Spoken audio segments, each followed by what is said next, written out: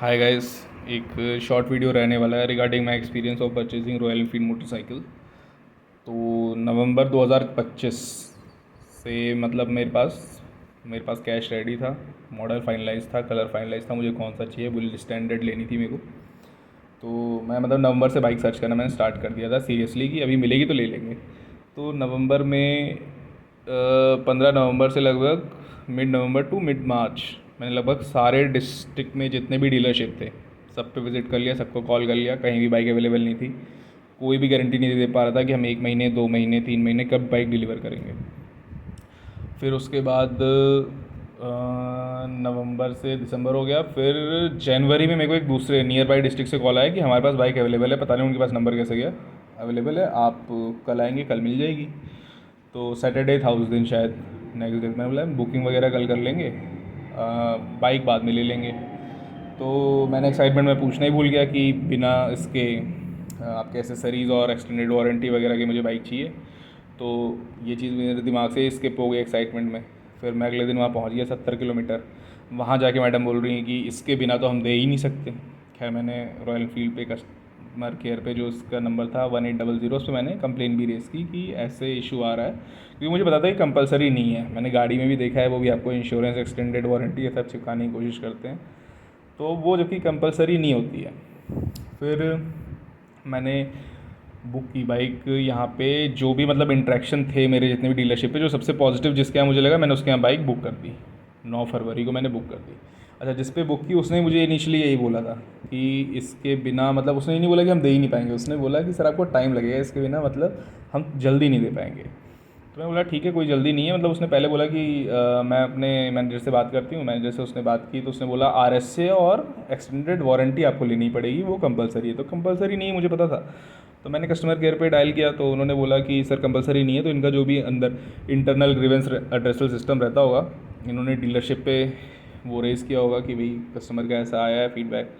तो मुझे उससे फ़ोन आया डीलरशिप से नेक्स्ट डे कि सर ये मतलब आप कॉल कर रहे थे इसके रिगार्डिंग। तो मैंने बताया कि मैम मेरे को कुछ भी कोई एक्सेसरी नहीं चाहिए। तो उसने मुझे पर्क्स बताया कि मतलब ब्रांडेड लेग गार्ड वगैरह ये स्टैंडर्ड ये ठीक रहता है।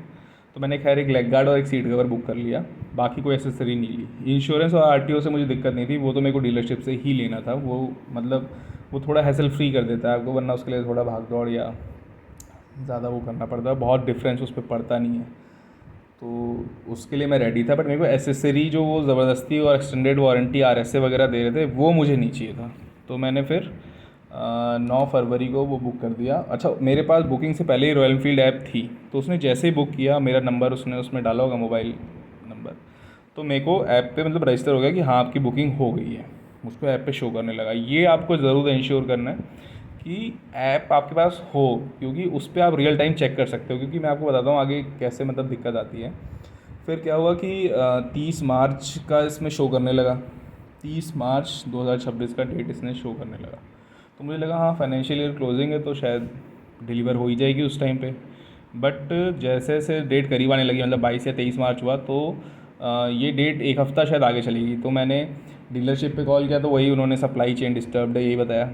फिर मैंने कस्टमर केयर पे डायल किया तो उन्होंने बोला कि आपका मतलब अभी बाइक प्लांट से चली नहीं है, अभी 1 महीना और लगेगा। मतलब उन्होंने एक्सेप्ट किया प्रॉपर क्या जो भी इशू था कि जिसकी वजह से मतलब डिले है, डिमांड ज़्यादा है, सप्लाई कम है, ठीक है समझ में आता है। फिर उन्होंने मतलब ये डेट अपने आप 30 मार्च से 30 अप्रैल चली गई शायद।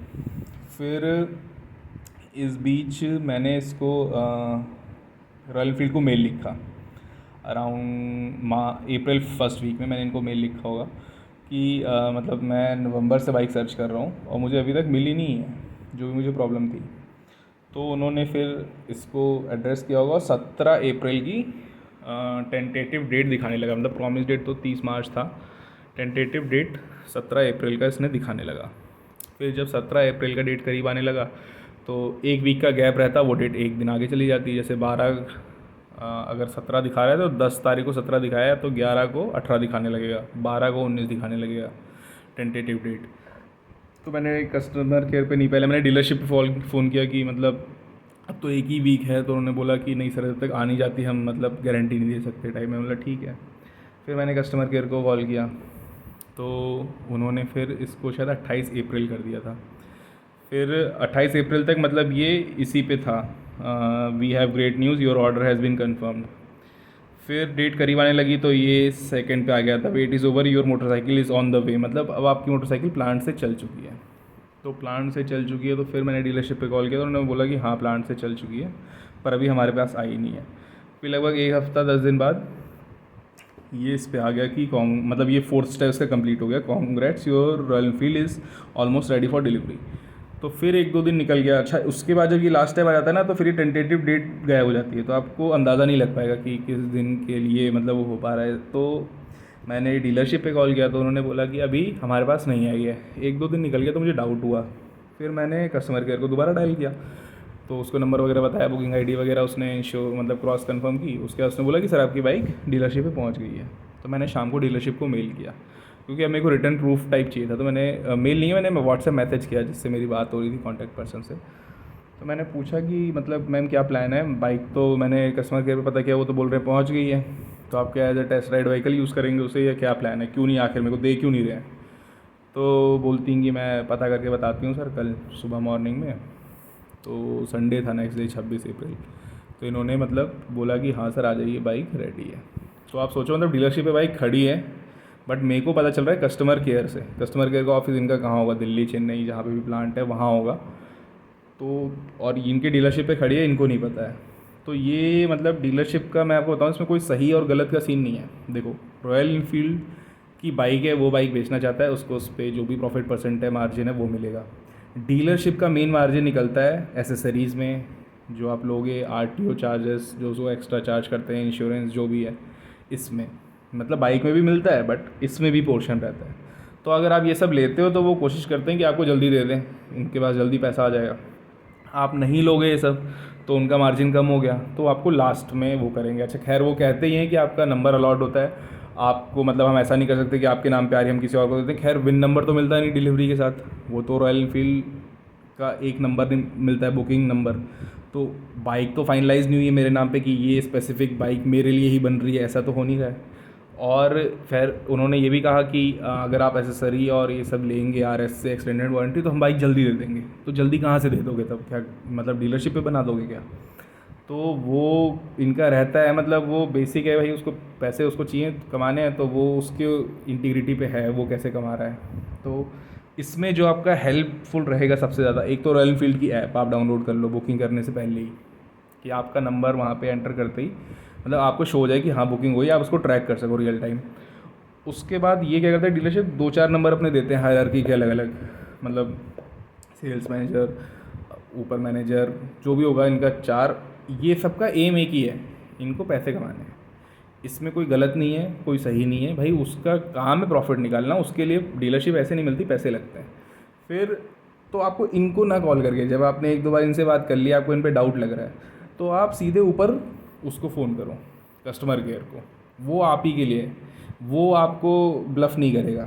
कस्टमर केयर जहाँ तक मेरा एक्सपीरियंस रहा, बहुत हेल्पफुल रहा रॉयल एनफील्ड का कस्टमर केयर और ऐप दोनों, मतलब बहुत ही पोलाइटली, बहुत ही हेल्पफुल। और हर उस पर हेल्प किया है इन्होंने, मतलब जैसे जो भी था कि एक्सटेंडेड वारंटी वगैरह भी नहीं लेनी पड़ी मुझे, आरएस से भी नहीं लेना पड़ा। मतलब एक्सटेंडेड वारंटी ये आपको सिर्फ बाइक पे नहीं है या रॉयल एनफील्ड तक स्पेसिफिक नहीं है, कोई भी डीलरशिप पे आप जाओगे, इंश्योरेंस, आरटीओ, एसेसरीज़, सब पे आपको कुछ ना कुछ वो साथ में लगाने की कोशिश ही करेंगे और कोशिश करेंगे कि आप ले ही लो। मतलब बहुत कंपलसरी, बहुत मतलब हमने गाड़ी भी ली अभी एक मारुति की 2023 में ली थी, उस टाइम पे वो एसेसरी वगैरह मतलब डील कैंसिल होने जा रही थी, हमने बोला हम जा रहे हैं और आपका भी कंप्लेन भी रेज करेंगे। तो खैर वो मान गया बाद में, उसने बोला सर रेज मत करिएगा कंप्लेन, आप मत लीजिए ये। मतलब लास्ट में फिर एक मेरे दोस्त ने किया ली थी सोनेट की, सेल्टोस थी, उसमें भी वहाँ पे भी मतलब बहस हो गई डीलरशिप का। मतलब अब मैंने जो फेस किया है, मेरे को ऐसा लगता है जैसे डीलरशिप ने भी थर्ड पार्टी बंदे रखे हुए हैं अंदर बेचने के लिए। वो आपसे बहस कर लेंगे, फिर मैनेजर आएगा आपको, मतलब एक गुड कॉप बैड कॉप वाला चल रहा है, उसने आपसे बहस कर ली, अगर दाल गल गई ठीक है, नहीं हुआ तो फिर मैनेजर आ जाएगा, वो गिफ्ट विफ्ट चिपका देंगे आपको कि आप मतलब ज़्यादा कंप्लेन ना करो। मतलब जो मेरा वो रहा एक्सपीरियंस, मैंने लगभग दो गाड़ी ले ली हैं, तो मतलब इनके परचेज़ के टाइम में था वहाँ पे, तो मैंने देखा है कि ऐसा रहता है तो उसमें आपको कोई बहुत इमोशनल होने की ज़रूरत नहीं, आप सीधे कस्टमर केयर से बात करिए, वो आपकी पूरी हेल्प करेंगे। तो थैंक यू गाइस, यही था मेरा एक्सपीरियंस।